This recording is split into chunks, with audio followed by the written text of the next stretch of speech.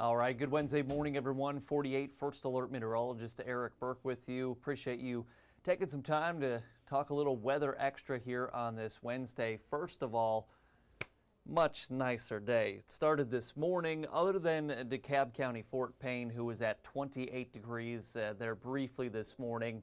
Everyone else started off in the upper 30s, 40s, even had some 50s in the shoals. So it was a much nicer start to the day, and expect more mornings a lot like that. I don't think we have too many frosts to worry about as we look forward. Maybe a little patchy frost tomorrow morning. But yeah, Veterans Day yesterday out at the parade. Great turnout. It was not the best parade day. It was sunny. We at least didn't have to worry about any rain, but between the wind, kind of the cooler temperatures. But great to see people lining the streets of downtown Huntsville out supporting our veterans, especially a lot of the younger kids. They had the day off school. It was really cool to see them out as well. Probably have heard about this. You've maybe seen it on social media. We're going to talk about the Northern Lights. Last night had some great photos sent to us. If you catch any good photos this evening, please pass them along, send them our way. We like to see them, share them when we can. I know we showed a few on our morning newscast, but we've got a big geomagnetic storm going on and what we call a coronal mass ejection. Now, some of the space weather stuff is still new to me. I'm trying to learn as much as I can because it's fascinating, but it's also really important too. And there's a whole division of NOAA, the National Oceanic Atmospheric Administration. They're based in Boulder, Colorado, and they are the Space Weather Prediction Center, so SWPC, and they put us under a severe geomagnetic storm watch, G4 level for today, and that's because we were starting to see it develop late last night into early this morning, and we're going to see another wave. But this coronal mass ejection is basically from the sun. You get solar material coming out of that. You get a lot of magnetism with this too, and the geomagnetic part of it.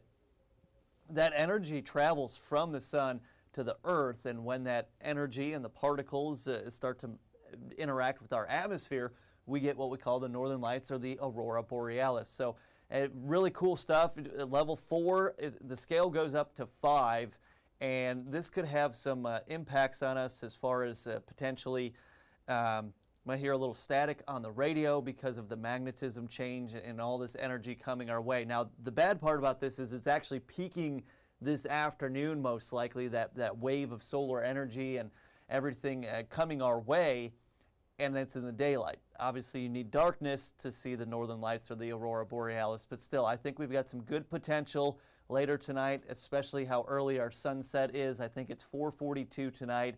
I don't think we'll have the luxury of just being able to see it with your naked eye.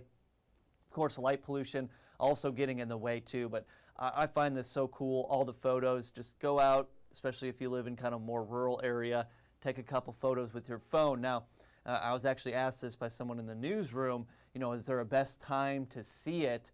And the thing with the Northern Lights is it comes and goes because it's these energy waves interacting with the atmosphere, but it's not just consistent.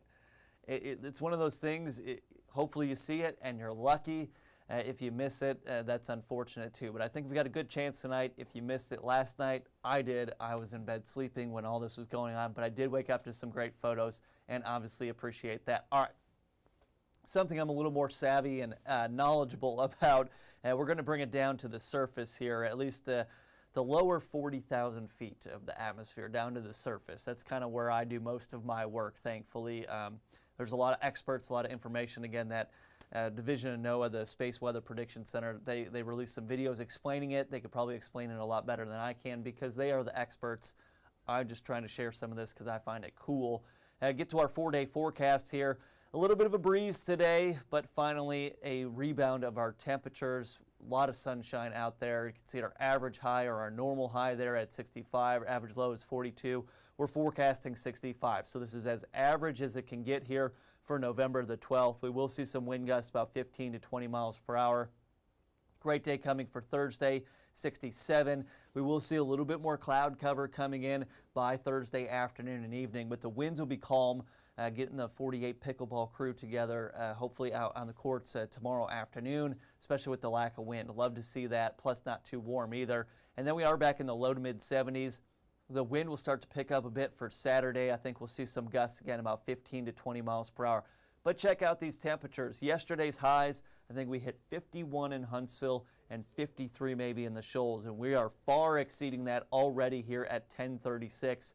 Temperatures are in the mid to upper 50s, very uniform, but look at the temperature change compared to the same time yesterday. This always tells a good story. Yeah, we are a whole lot warmer today, and we still have some warming left in us. Got this west-southwesterly wind right now at about 5 to 15 miles per hour sustained. Some of the wind gusts we're forecasting today, probably looking at maybe some 15 to 20 mile per hour wind gusts here, and starting to taper off the closer we get to sunset too. So if you're trying to catch the northern lights or the aurora borealis tonight, it won't be terribly cold and it won't be breezy. So things working in our favor.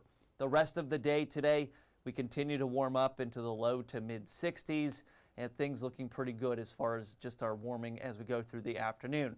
Someone just asked, how does it look for Thanksgiving? That was Landon.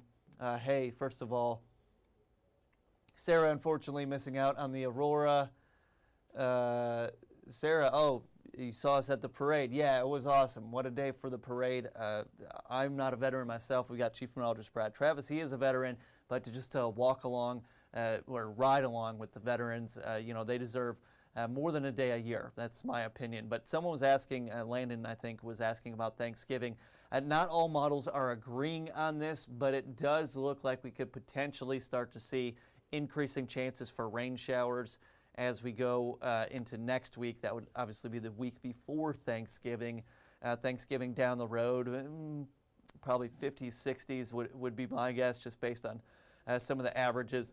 We'll give you that information. Haven't had a chance to look that far. I was kind of brushing up on my space weather science this morning instead of doing some long-range forecasting. But next week, this is just the European model, putting out Monday through Friday rainfall totals. Could see between 1 to 2 inches, but pretty good portion of the southeast U.S. could see some decent rainfall next week. So something we'll continue to keep you updated on, obviously.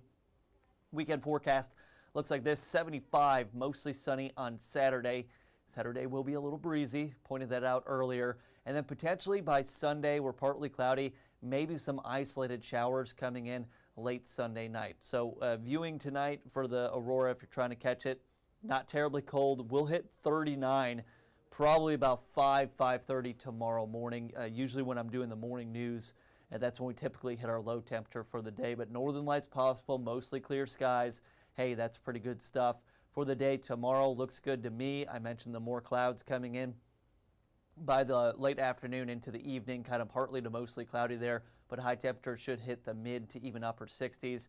We get to that extended forecast here. We've got 2 Huntsville Havoc home hockey games to look forward to. One Friday night, I think puck drops at 7, and then more of a matinee there, kind of a 5 p.m. on Sunday. But dry stretch of weather, warmer than average temperatures. We're very seasonal here. This is what November's supposed to be like for us.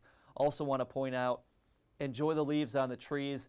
We have officially hit our peak color. So the best that they're going to look is right now, and maybe go for a nice hike or something on a day like today or the next couple of days, because more and more of those leaves are going to fall off the trees, and then we're going to be raking them up in our yards too. And next week, I mentioned the chances for rainfall too. Looks like we stay in the mid to upper 60s, maybe a few days pushing 70 or so, but not everything agreeing and saying next week it's going to rain all week. So something we're certainly keeping an eye on. But that's going to wrap things up basically for Weather Extra here on this Wednesday. I'll have a lot more on Tennessee Valley Living with Peyton Walker, and of course your news at noon with Gina Benitez. So thanks for your time on this Wednesday. Get outside, get some fresh air, enjoy this beautiful day. And if you're kind of checking out for the rest of the day, hope you join me tomorrow morning starting at 4:30. So have a great day. Thanks again. Enjoy your Wednesday.